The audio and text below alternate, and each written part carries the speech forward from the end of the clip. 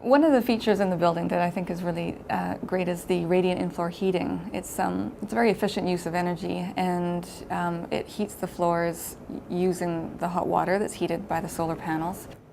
The radiant floor heating system, it's efficient because when you charge the system, you've got the mass of the concrete that retains that heat. We did recommend installing radiant heat floors, and the reason being is the heat pump that's installed on the roof, it generates low temperature hot water. Heat pumps they really can only heat water up to about 45 degrees Celsius.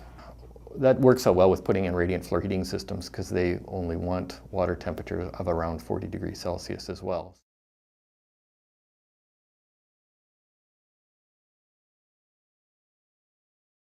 But we also implemented a solar hot water system on the roof.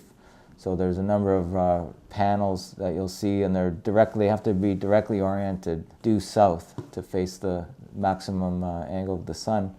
We worked with a supplier of the solar panels during the design phase of the project and worked on the layout of where these would fit on the roof and the piping schematics and how that ties into the domestic hot water system in the building. While they had the water in there, it was reaching maximum temperatures, and this was in the winter. On cloudy, rainy days, it was actually getting hot water out of those panels. So I think it'll be quite effective. But with the solar hot water, in the summertime you get all your hot water needs from that.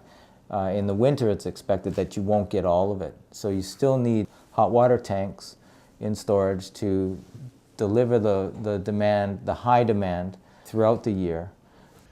What it does, it's clean energy. There's no electricity used in the system other than circulating the water around with a small pump.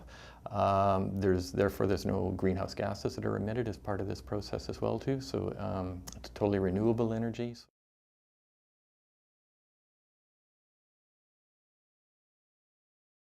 The BC government had a requirement for the maximum % fossil fuels that this building was expected to use compared to electricity. And you have to reduce your energy by a minimum of 25%. That is a LEED requirement. So, and anything you can get below the 25%, you can get up to a maximum of 10 credits in LEED. To get the numbers down to where we needed to be, we selected the water source heat pump that's been installed on the roof. That uses electricity actually to make hot water very, very efficiently. Uses approximately 30 to 35% of the energy that a boiler would use. A heat pump works very similar to the refrigerator in your house. It takes cold out of your room, out of the kitchen, and takes the cold and puts it into the refrigerator.